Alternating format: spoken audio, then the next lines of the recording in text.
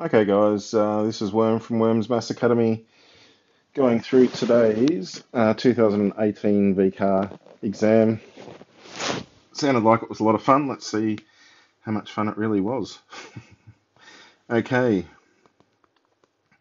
all questions answer in the space provided. In questions worth more than 1 mark, appropriate working must be shown unless otherwise indicated. The diagrams in the book are not to scale. Okay, so first question. We have got, let's make it a little bit skinnier, we have got dy dx is equal to, this is a chain rule, so bring our 3 down to the front, negative 9 x squared plus 2x, and then multiplied by that bracket, negative 3x cubed plus x squared minus 64 to the power of 2. Okay, and make sure we've covered everything correctly. Looks good to me. Okay, find the derivative of this. So f dash of x is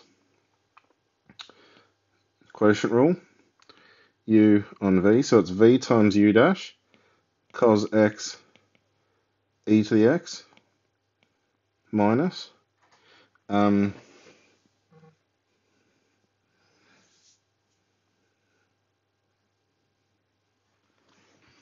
sorry, I just got a text message, e to the x times the derivative of cos x, which is negative sine x, which makes that positive, on cos squared x.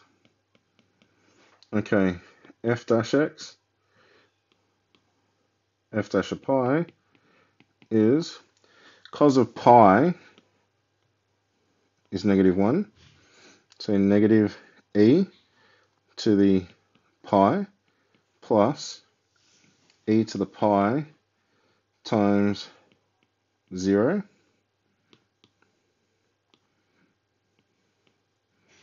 over cos of pi, which is negative 1 squared. So that's just 1, that's 0. So f dash of pi is equal to negative e to the pi. The derivative of this with respect to x is given by that function. Given that f of 2 equals 0, find f of x. So we know f of x is going to be the integral of this. Now, we can take out a half as a common factor because it's in both of them. 1 minus 1 on x minus 1 dx, which of course is 1/2. X minus, that's a log. Now we don't need to put modular signs because x is greater than 1. And then plus c. And we know f of 2 is equal to 0. So 0 is equal to 1/2 2 minus log e of 1. That's 0 plus c. So c is equal to negative 1. So therefore f of x, because when I multiply those I get 1, bring it to the other side I get negative 1. F of x is 1/2 x minus 1/2 log e x minus 1, and then minus 1. Okay, solve the equation 2 cos x plus 1 equals 0. This looks really easy, like year 11. Cos x is negative 1/2. Draw a special triangle, 1 to root 3, so it must be pi on 3. So our base angle is pi on 3, but it's in the quadrants where cos is negative, so second and third quadrant. So x equals 2 pi on 3, 4 pi on 3. Sketch the graph of this function. labeling endpoints in the local maximum. So it's 2 cos of x plus 1. So our center's at 1, our maximum's at 3, our minimum's at -1. We know it goes through those 2 points because we just found that. So, and we know at the halfway mark it's going to go through there and there. So it's going to look like that, like that, like that. Okay, let's go again.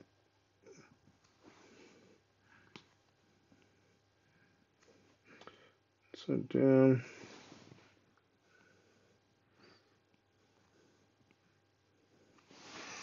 Okay. Label the turning point. So pi -1, 2 pi 3,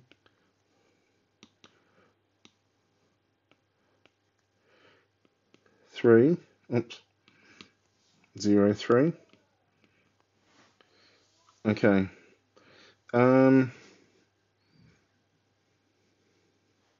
We don't need to label these, but 4 pi on 3, 0. 2 pi on 3, 0. Okay, we've done everything. Let x be normally distributed random variable with a mean of 6 and a standard deviation of, that's a variance, so standard deviation is 2. So 6, 8, 10, 12. If you didn't do this and you're one of my students, you deserve a smack because I've told you so many bloody times to do this. -1, -2, 0. Okay, x is greater than 6. That's a halfway mark. So the probability that x is greater than 6 is 1/2. The probability that x is greater than 7, so that is the probability that z is less than b. So if 7's there, that's at a half, then b is going to be -1/2. So the probability, we just need to say what b is.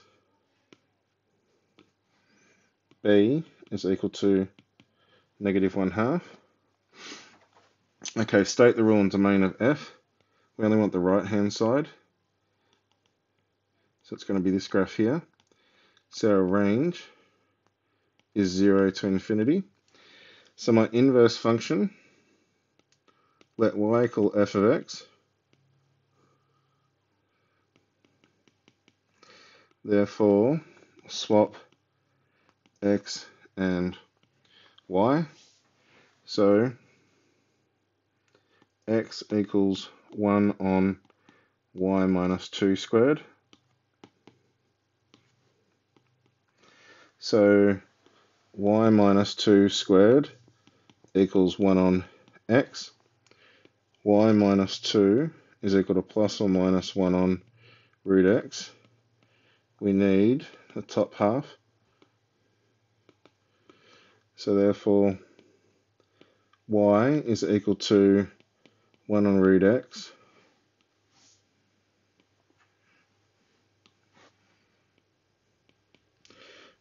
plus 2. And our domain is in 0 to infinity. So we say f minus 1, 0 to infinity, from the real number set, comma, f inverse of x is equal to 1 on root x plus 2. That doesn't look very neat at all.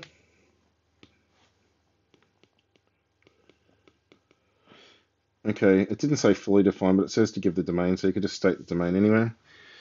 2 boxes contain 4 stones that only differ only in color. A box is equally likely to be chosen. So box 1, box 2. This one's only got black ones in it. They're both a half because they're equally likely to be chosen. I have to get a 1. I have to get black ones in this one.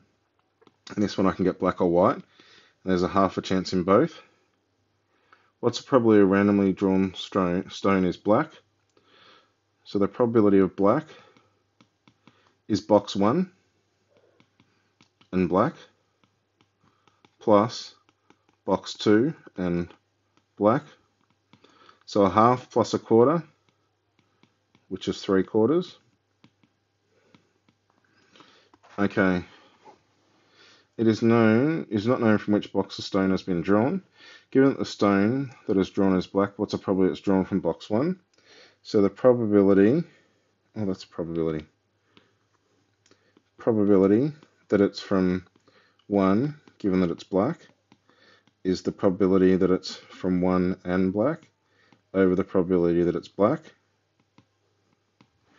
which is the probability that it's from 1 and black is a half, divided by the probability that it's black is 3 on 4. So that's 2 quarters on 3 quarters, which is 2 on 3. So that's the probability of that it's from box 1, given that it's black, is 2 on 3. Let P be a point on the straight line 2x minus 4. There's minus 4. There's 2. Looks like that. Okay, P be a point on the straight line. The line segment from O to P is a minimum. So from here to P, it's got to be when they're perpendicular. There's a right angle there. So if the gradient of that line is 2, we can say that y perpendicular, that line, it's going to have a gradient of negative a half.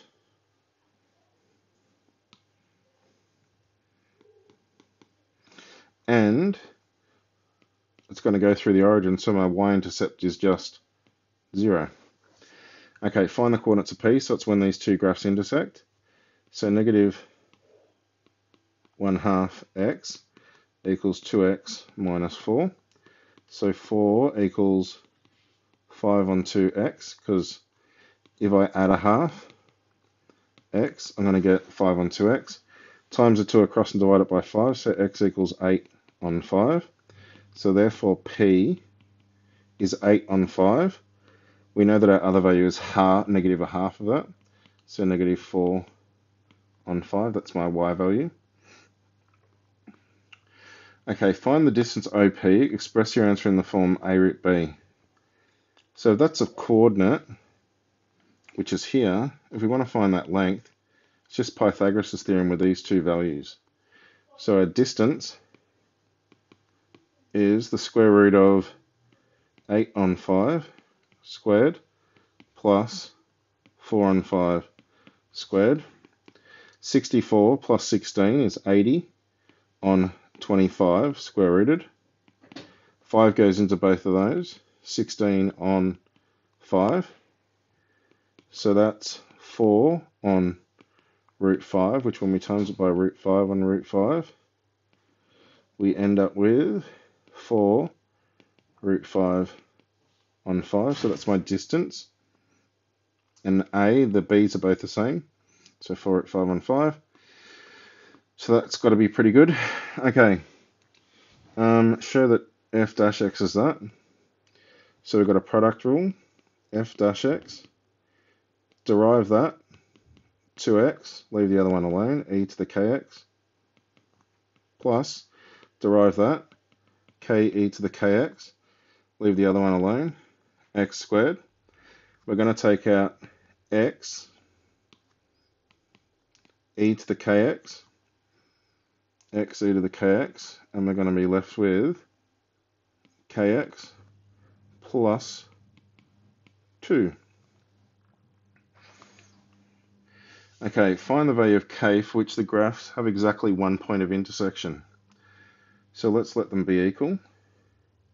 X e to the kx, kx plus 2 equals x squared e to the kx. Take it all to one side. Okay, x, e to the kx. When I bring this over, it's going to be negative, but I'm going to take it all out as a common factor. So I get kx plus 2, and then minus x has to equal 0. Let's make the x go back in. So I get e to the kx, kx squared minus x squared plus 2x equals 0. E to the kx can't equal 0. as e to the kx. We'll just say there's no solution, but it's greater than 0 for... Okay, this second one, we've got k minus 1 x squared plus 2x equals 0. Now, if we want to have exactly one point of intersection, we only want one solution. So here, we know that we could take out x as a common factor, and we'd get x equals... So we'd get k minus 1 x plus 2 equals 0. So here, we're going to get two solutions. X is 0, and then another solution. But if we want to get one solution, then this thing here is going to have to equal 0, because we want to get rid of the quadratics. So therefore, k minus 1 has to equal 0. So k equals 1 will give you exactly 1 point of intersection. Okay, g of x is negative 2x e to the kx on k. The diagram below shows sections of the graph for f and g. Let A be the area of the region bounded by f and g. So f is x squared e to the kx. G is negative 2x on k e to the kx. Let A be the area of the region bounded between those two things. So from 0 to 2, x squared e to the kx minus this function, which is plus, we can say 1 on k. It's not very nice, is it? We can say 2x e to the kx on k dx. Okay, using your result from part A, so this 2x e to the kx, 2x e to the kx plus ke, where'd it go? Bloody hell. Ke to the kx x squared. Ke to the kx x squared. Okay, that and that look very similar, and that look very similar. The difference is this has a k, this one doesn't. So if we take out 1 on k from this thing, 1 on k, we're going to end up with 0 to 2. This will become k, x squared e to the kx, plus 2x e to the kx dx, and that will equal 16 on k. Because when I take out 1 on k, that has to become k, because 1 on k times k is just 1. And then this is exactly the same as a. So that means that and that will cancel, because I've got 1 on k and 16 on k. When I integrate this, I'm going to end up with, because when I diff this, I get this. When I integrate this, I get that. So x squared e to the kx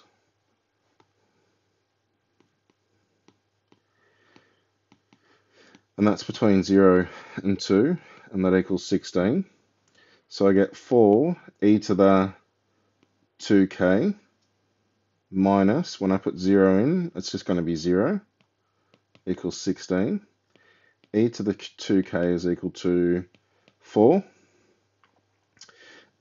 K is equal to, or half, sorry, 2k is equal to log e 4. So k is equal to half log e 4, which is also log e of 2, because we know we can bring that up and then square root the 4. So log e 2. That's done. Okay, consider the part of the graph as shown. given that x sine x, the integral of that, is equal to sine x minus x cos x, evaluate that where n is positive. So n is positive, even. Okay, I'm going to say A is even pi and B is odd pi, because that's what this is, even and odd. So if I integrate n pi to n plus 1 pi x sine x dx, that's going to equal sine x minus x cos x. We don't need the plus c, because it's just going to cancel out. And I'm going to say, because that's even, n is even, that's going to be A, and that's going to be B. So I'm going to get sine of B minus, oh, maybe I shouldn't do that, stuff it. Probably shouldn't do it, because it's just not going to make sense. Okay, so this is n plus 1 pi. Actually, we can just evaluate them. If n pi, so here, if I had sine of odd pi, sine of any pi is 0. If I sub n plus 1 pi, I'm going to get minus n plus 1 pi times cos of an odd pi. So cos of an odd pi is negative 1. So times negative 1 minus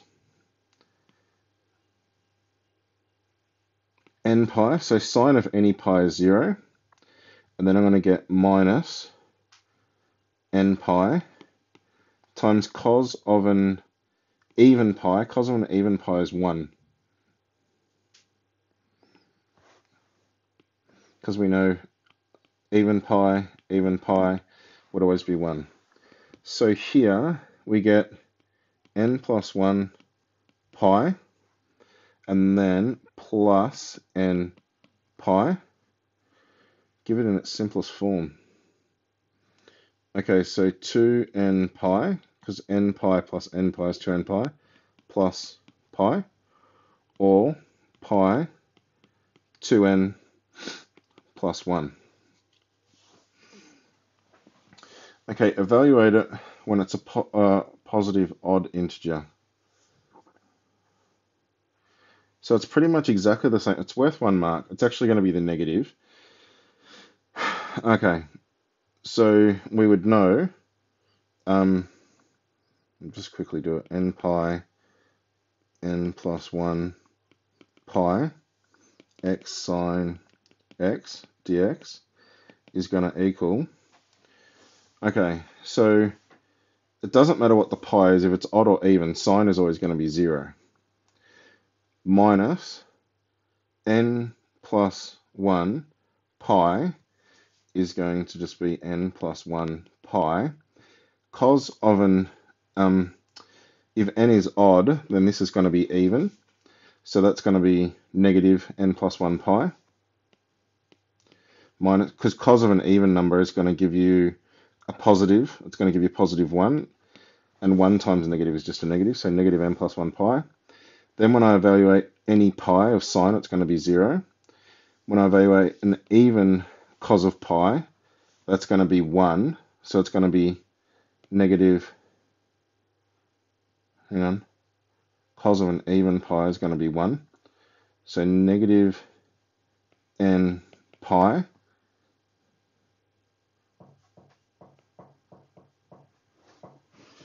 so negative,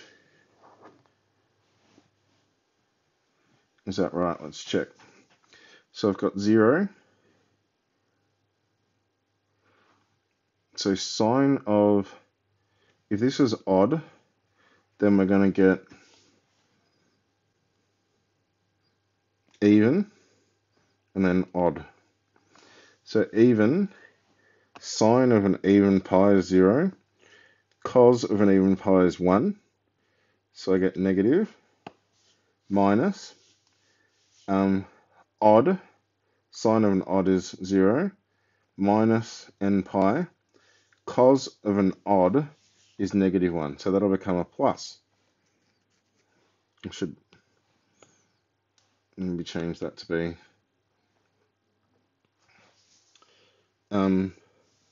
minus cos and then negative 1. So that'll become a plus there, which means it's a minus. So I get negative n plus 1 pi minus n pi, which is negative pi to n plus 1. So it's just the negative of that. Okay, find the equation of the tangent to y equals x sine x at that point. Okay,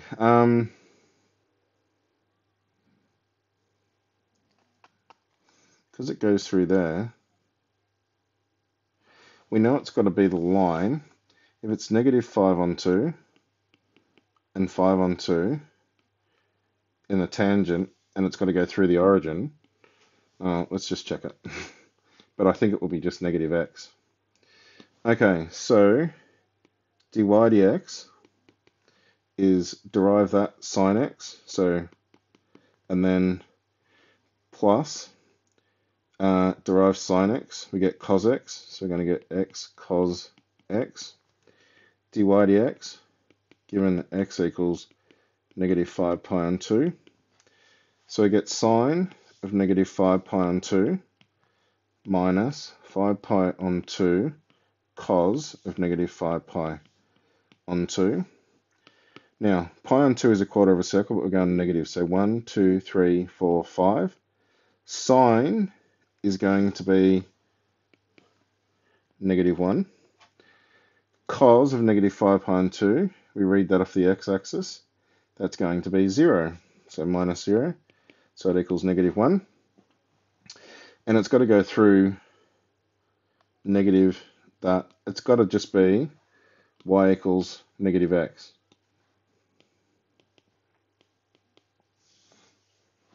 Okay, the translation T maps the graph of sine x onto the graph of 3 pi minus x sine x, where a is a real constant. Okay, so here we could take out a negative and say x minus 3 pi sine x.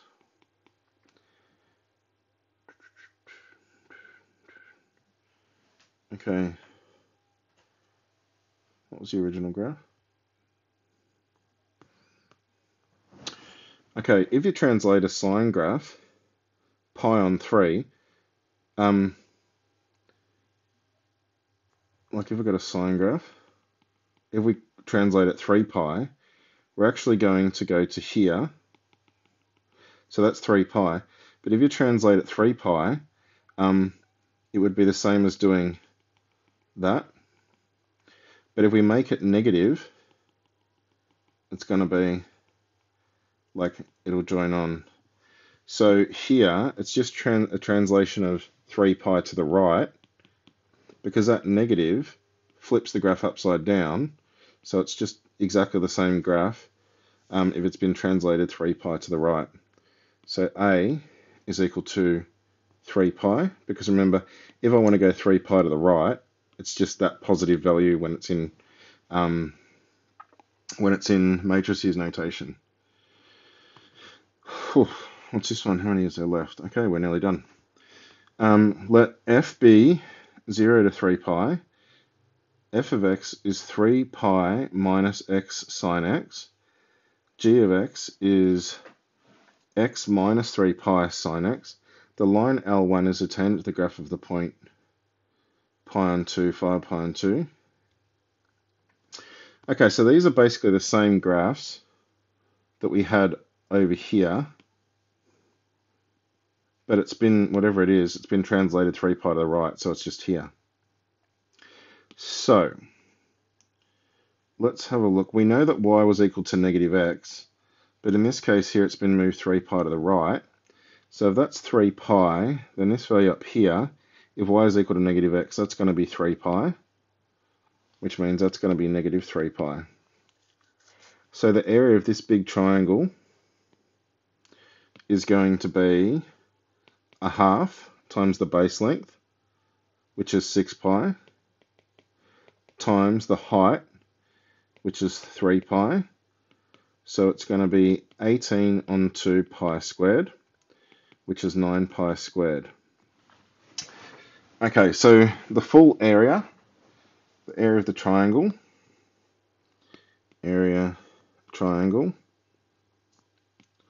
is 9 pi squared. Okay, now we know that if I want to work out here, so that is when, what are we doing?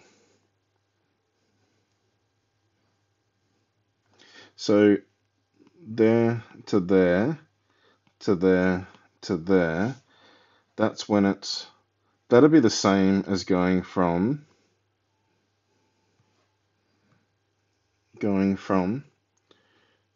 negative 3 pi to 0.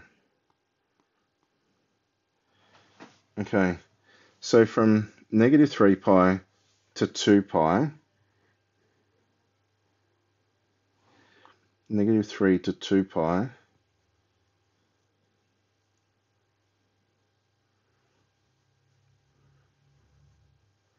what does it say? It's positive.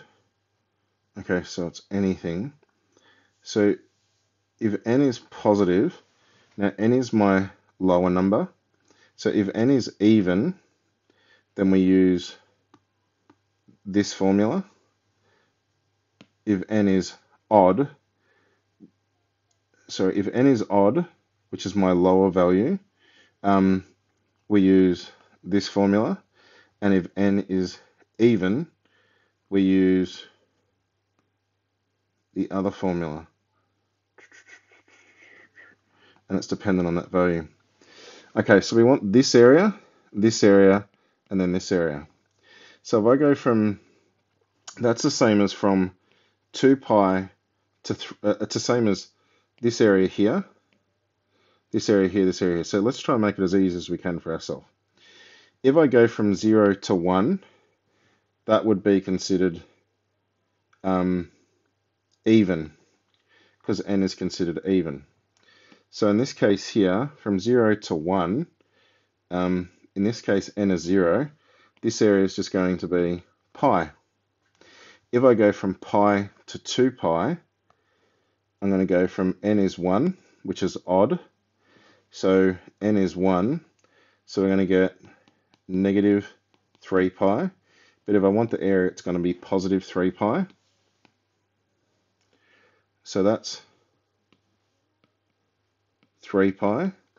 This area here is from 2 to 3 pi, so it's even, and that's going to be 5 pi. So that's 5 pi. So we've got pi, 3 pi, 4 pi, 9 pi times 2. Because we know that's 5 pi, that's 3 pi, that's pi, times 2, which is 9 pi, 18 pi. So that's going to give us 9 pi squared minus 18 pi. So the area of the shaded region is 9 pi squared minus 18 pi. Let's see if that makes sense. 9 nines are 81. Like I'm saying, that's about 9. 81 minus 18 pi. Okay, I'm going to just quickly check and make sure this is right on the CAS. I think it is. Actually, do I have the CAS on this?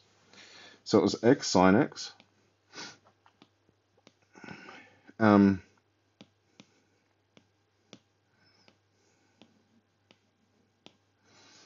x times sine x.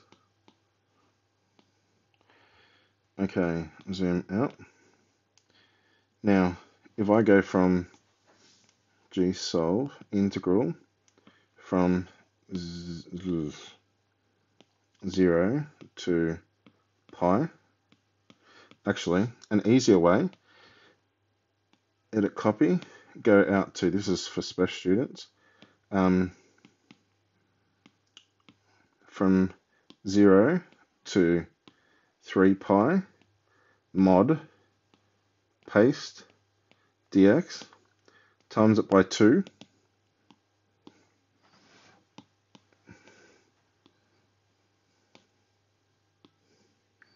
that's a bit nasty. Why isn't it giving us the exact answer? So let's say if that's 18 pi times pi. Yeah, it is 18 pi. And we know the other area is 9 pi squared minus 18 pi. So, that's right. That's not too bad a question, I reckon. So 9 pi squared minus 18 pi, because we know that that's 5 pi, that's 3 pi, that's 5 pi, 3 pi, pi. Because of symmetry, the top and the bottom have to be the same. And then we just used the symmetry of this as well, knowing that that and that are going to be the same. Yeah, I don't mind that question, it's quite nice. So 9 pi squared minus 18 pi. And that's the end of the exam. So hopefully you did okay. And hopefully my answers are right, but I can't see what I would have done wrong.